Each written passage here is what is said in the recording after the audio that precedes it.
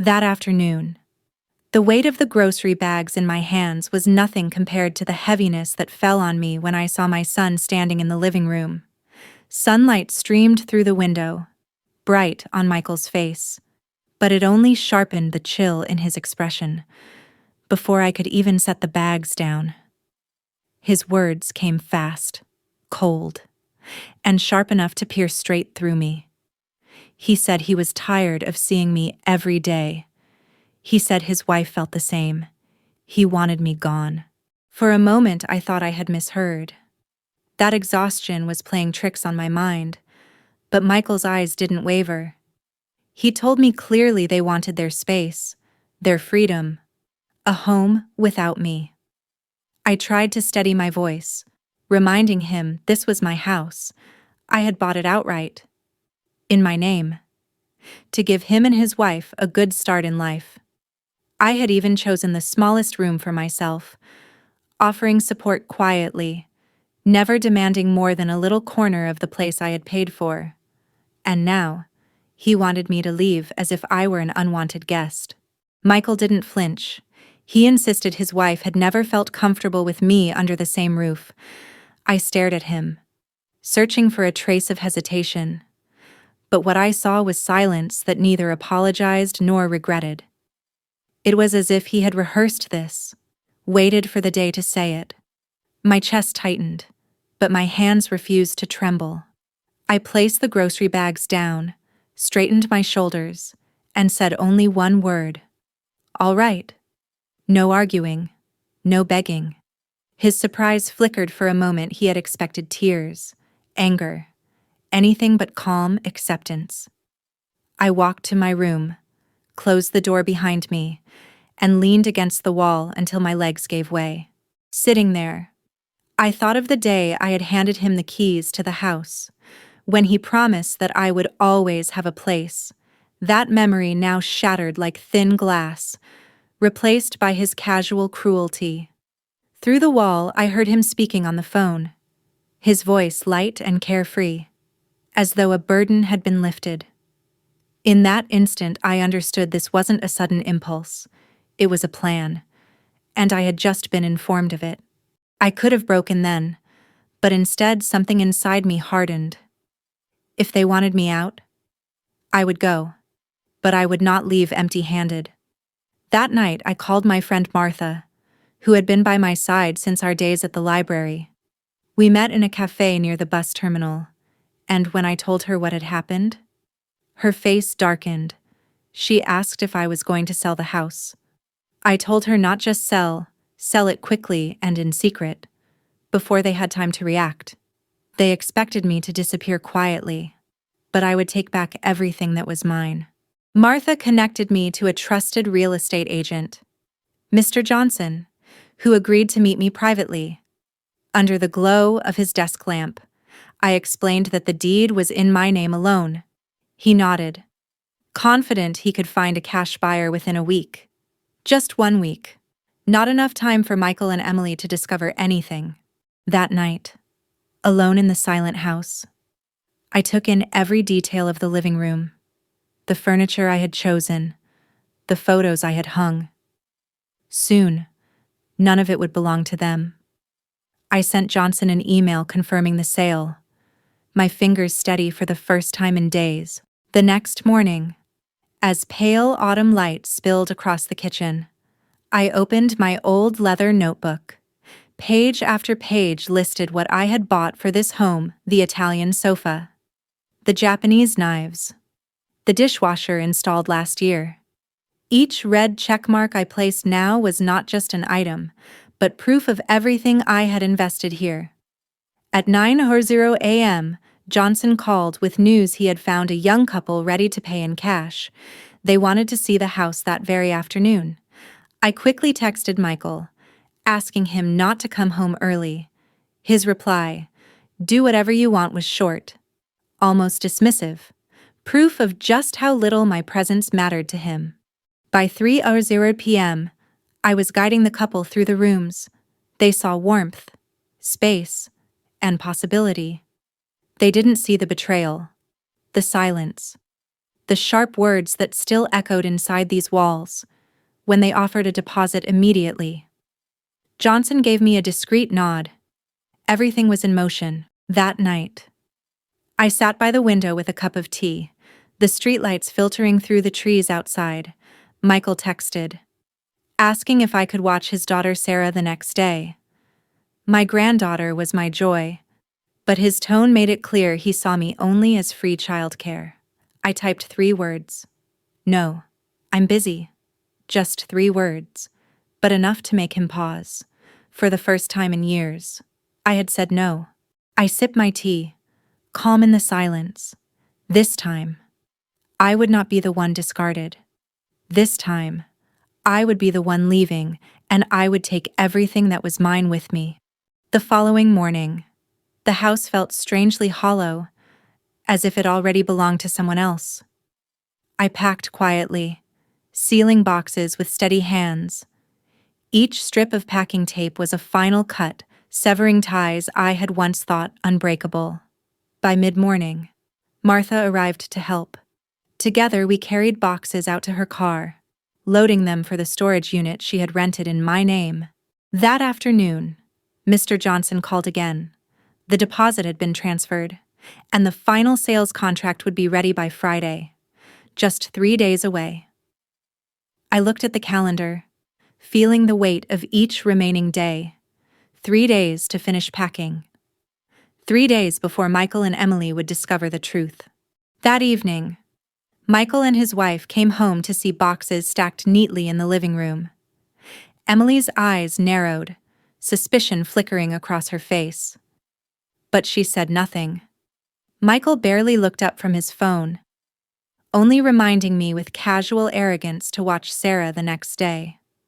My refusal was met with disbelief, though neither of them pushed further. I could tell my sudden firmness unsettled them. Thursday morning brought a call from Mr. Davis, the lawyer who had handled the purchase of the house years ago. His voice was heavy with concern. He told me someone had tried to use the house as collateral for a loan, presenting documents with a forged power of attorney signed in my name. I closed my eyes, but I wasn't surprised. Betrayal. Yes, but not shock. They hadn't even waited until the house was sold. They were already plotting how to bleed it for more. I assured Mr. Davis I had signed nothing, and he promised to block the loan immediately. Later, I called Mr. Johnson to inform him. His voice was calm, almost amused. He explained that once the sale closed, any fraudulent loan attempt would be void. His words reassured me. But the sting of Michael's deception burned deep. My own son, willing to forge my signature to take what I had built.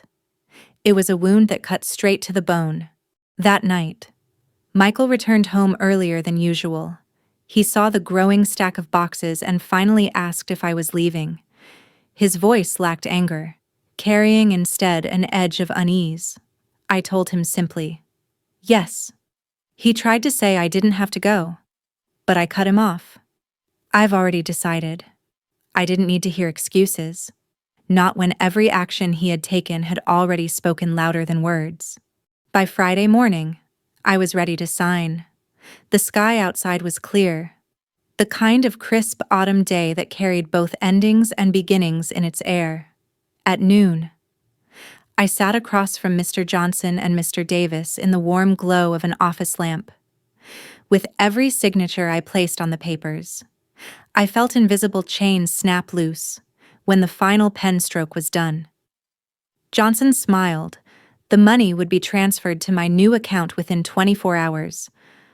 I left the office lighter than I had felt in years, but when I returned home, Michael's suspicion had deepened. He asked where I had been, his tone sharp, probing. I deflected with vague words about errands.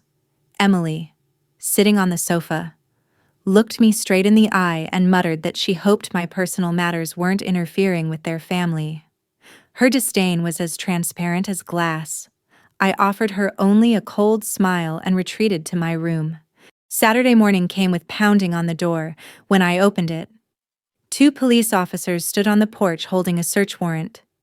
filed at Michael's request. He claimed I was concealing shared assets. I let them in calmly, assuring them the house was entirely mine. Michael and Emily appeared soon after, Emily's eyes gleaming with a cruel hope that I might finally be caught. She accused me of trying to sell the house behind their backs. I turned to her with a cold steadiness and told them both the truth. I had already sold it. The contract was signed, the deposit received, the process irreversible. Michael's face paled, and Emily's triumphant smirk collapsed into shock. The officers finished their search and confirmed what I already knew: everything was in my name. There was nothing they could do. After they left, I pulled an envelope from my jacket and placed it on the dining table. Inside was a copy of the sales contract. Emily lunged to snatch it, but I held it back. "No," I said. "This is my copy. You'll get yours from the lawyer soon enough, and you have exactly 4 days to find somewhere else to live." The silence that followed was heavier than any argument. Michael stared at me as though seeing me for the first time, his eyes full of panic. Emily clenched her fists, her lips tight, unable to form a reply. I sipped my coffee slowly, letting the moment sink in. "You thought I would leave quietly," I told them, my voice steady, "but by the time you understood, it was already too late." On Sunday morning, the sound of breaking wood and shuffling drawers jolted me from my room. I rushed downstairs to find the living room in chaos, papers scattered across the floor, furniture overturned.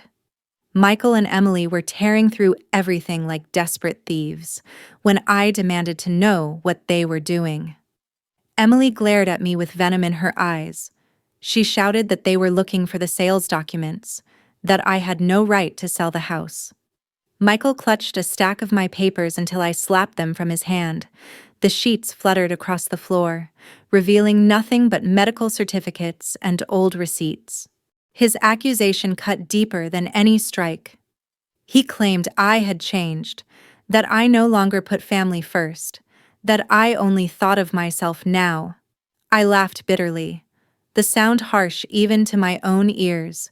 For decades I had worked tirelessly, paid off debts, bought this very house for him, cared for his child, endured his wife's insults. If this was the first time I thought of myself, it was long overdue. Emily lunged, pointing a finger in my face, screaming that they would not leave. I stepped closer until we were nearly nose to nose. "I am not kicking you out," I said coldly. "The new owner will. And when the police come to enforce it, do not expect me to intervene." The words froze them where they stood. Michael's face flushed red, his fists clenched. But he didn't dare move. The balance of power had shifted, and he knew it.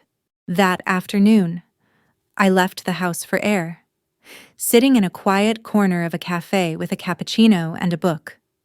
But my phone wouldn't stop buzzing. It was my neighbor, Mrs. Peterson, telling me a moving truck was parked in front of the house, and men were carrying out furniture under Emily's orders. My blood ran cold. That furniture was mine, on my list to move into storage. I drove home at once, arriving just as the men were loading the wardrobe and dining table. "Put everything down," I shouted. The movers froze. Emily smirked, pretending to help me move things out faster. I stood in front of the truck, blocking the way, threatening to call the police. The men, unwilling to get caught in the mess, set everything down and drove away. Emily muttered insults under her breath, but the victory was mine. That night, I sent photos and Mrs. Peterson's testimony to Mr. Davis. His response was simple: "Let them keep digging their own hole. It will make our case stronger." The following morning brought another blow. Mr. Davis called to tell me Michael had tried to file paperwork claiming I lacked legal capacity, using a forged psychiatric evaluation.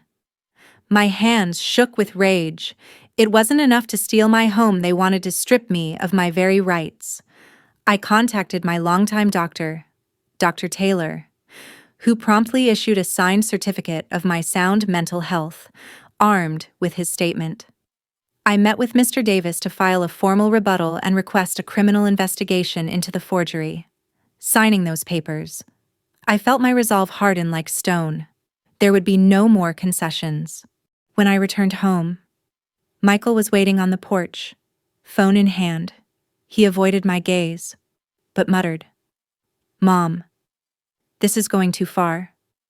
I stopped in my tracks, staring at him with ice in my voice. "The day you decided to deceive me, it had already gone too far. And now, there's no turning back." He said nothing more as I went inside and shut the door. That afternoon, Davis emailed me to confirm the court had accepted our rebuttal. The sale would proceed. Relief washed over me, though the storm was far from over. The next day, a social worker knocked at my door, holding a notebook and claiming she had received a report that I was a frail elderly victim of financial abuse. It was obvious who had made the report. I answered every question clearly, showing her my medical certificate and sales documents. Her professional facade softened when she realized the truth. She promised to close the case immediately and warned that false reports could bring legal consequences. When she left, I sank into a chair, weary but unbroken. Their schemes were endless, but each one collapsed under the weight of truth. Later that day, Martha arrived with pastries, her eyes blazing with indignation when I told her.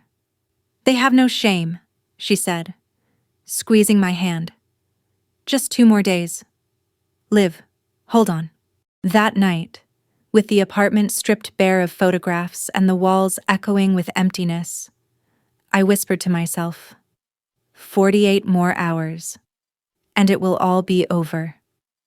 The words gave me strength, though deep down I knew the worst might still be ahead. By Tuesday morning, I thought I was nearly free. Then came an unexpected email from Mr. Johnson.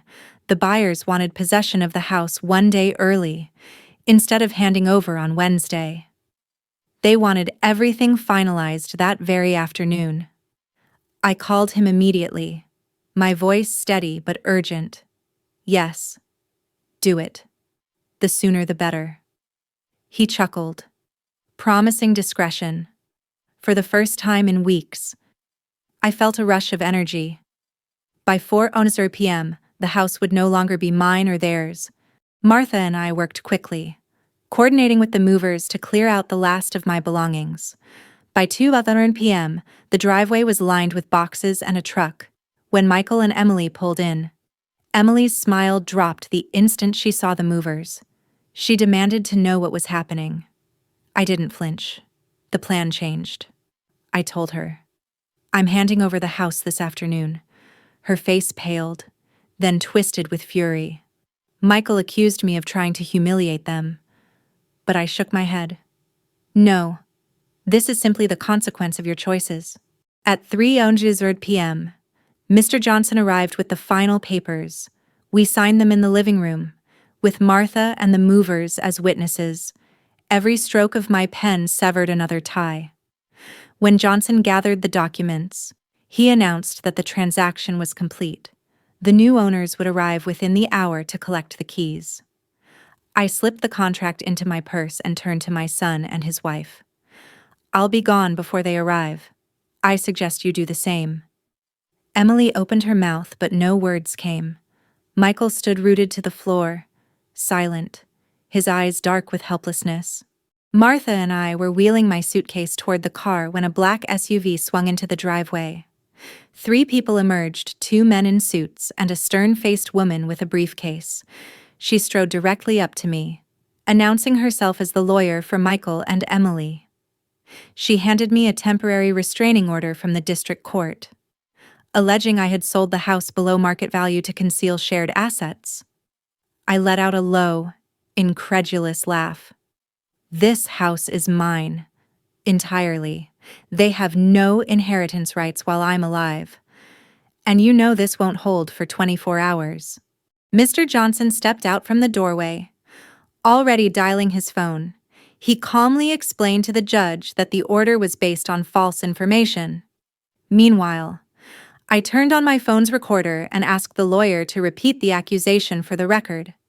Her hesitation was clear, but she read it aloud, every word captured. Within minutes, Johnson returned with a smirk. The judge had already dismissed the order. The lawyer's face hardened as she stuffed the papers away. Retreating in silence with her associates, Emily stormed down from the porch, shouting that I would pay dearly for betraying them. I fixed her with a gaze colder than I thought myself capable of. "No, Emily," I said, my voice ringing clear. "It is you who will pay for mistaking my kindness for weakness." Less than an hour later, the new owners arrived, smiling politely as they accepted the keys. Michael and Emily stood frozen on the porch, unable to comprehend that it was truly over. I didn't linger. Martha and I got into the car, and as we pulled away, I glanced into the rearview mirror. There they were, two silhouettes standing on a porch that no longer belonged to them. But the battle wasn't finished. Only 10 minutes into the drive, my phone rang. The voice on the line introduced himself as Detective Miller from the Sheriff's Department. He requested that I come to the station that afternoon regarding an accusation. According to Michael and Emily, I had stolen personal belongings during the move: furniture, paintings, even a portable safe. I almost laughed. They were tireless in their schemes. Before heading to the station, Martha drove me to the storage unit where I retrieved a folder of carefully kept receipts and photographs, proof of every purchase I had made. At the station, I laid each document on the detective's desk: invoices for the sofa, certificates of authenticity for the paintings, bank statements for the safe.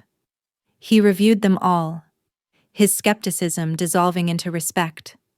After half an hour, he closed the file and said the complaint was baseless.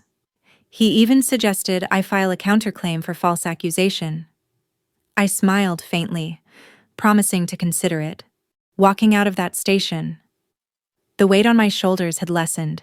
Each scheme had collapsed in the light of truth, and each time I had walked away stronger.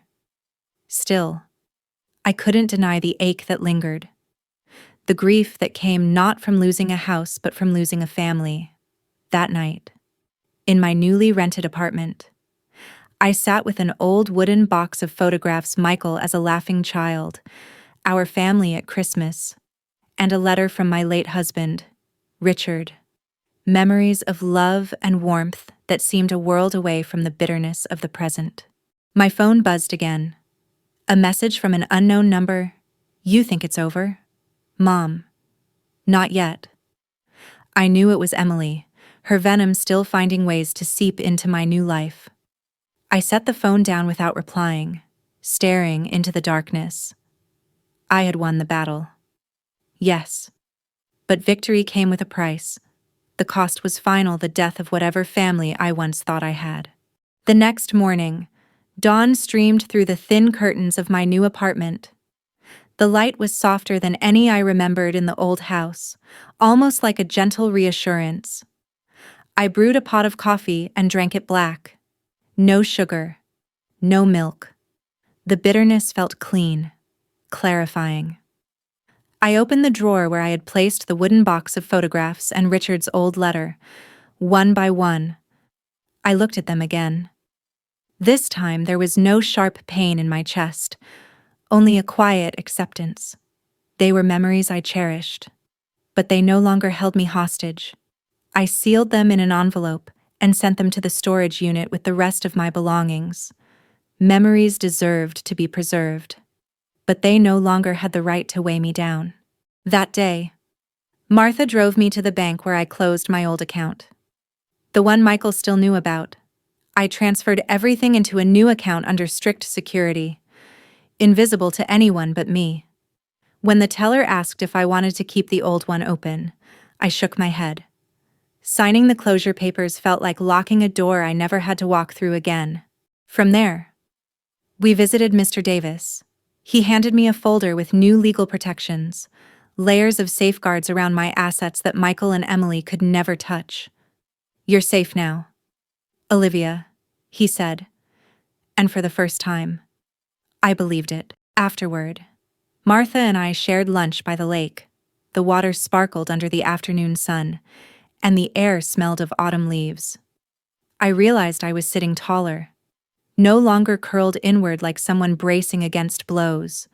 For the first time in years, my body didn't feel heavy. I was free. In the days that followed, I allowed myself to breathe. I walked each morning in the park near my apartment, where maple trees burned red and gold. Every step felt lighter, unburdened by cold stares or whispered insults. For years, I had lived like a guest in my own life. Now, I was its rightful owner. One Tuesday afternoon, I joined a pottery class at the town art center. My hands pressed into the clay, shaping it gently, molding it into something new. The others in the class introduced themselves warmly, and for the first time, I was simply Olivia, not Mom, not Grandma, not a burden or a target, just a woman learning, laughing, creating. No one asked about my past, and I didn't feel the need to explain. Martha visited often, her laughter filling the small apartment like sunlight. She invited me to volunteer with her reforestation group.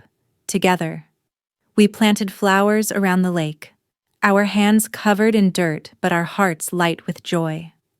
I realized I hadn't laughed so freely in years, not the bitter laugh of defense, but the unguarded laugh of real happiness. In the evenings, I kept a journal. I wrote about small blessings, the aroma of tea on a rainy day, the kindness of a doorman holding the door, the golden glow of sunset painting the water. When fear no longer occupied every corner of my life, the simplest moments became treasures. One weekend, I invited new neighbors for dinner. Around the table, we shared food, stories, and laughter. Looking at their faces, I understood with piercing clarity, happiness does not require sacrifice to the point of self-erasure. True happiness is safety, respect, and the freedom to simply be. That night, I stood on the balcony, gazing at the city lights. Inside me, the storm had finally settled. I whispered aloud, "I've taken my life back, and this time it belongs only to me." Yet even in this peace, there remained an ache, a sadness not for the house or the money but for the bond that had been shattered. Parenthood had once been my greatest pride, but I had learned that love cannot survive without respect. A child's love is not a license to exploit, nor is a mother's sacrifice an endless well to be drained. This story is not about vengeance, though some might see it that way. It is about dignity. Sometimes the hardest decision is to walk away from those who should have cherished you most, but leaving is not defeat. It is survival. It is reclaiming the years stolen by silence, and finally learning that loving yourself is the only way to keep living. As the days passed, I discovered something profound. Peace is not found in walls or possessions, but in the courage to choose yourself when no one else will. And so, as I watched the sun sink low over the lake, I whispered one last time, not to Michael, not to Emily, but to myself, it's over, and I am free. If this story touched you, please remember to like, share, and subscribe for more stories that remind us of the strength hidden within ordinary lives. And let me know in the comments, what would you have done in my place?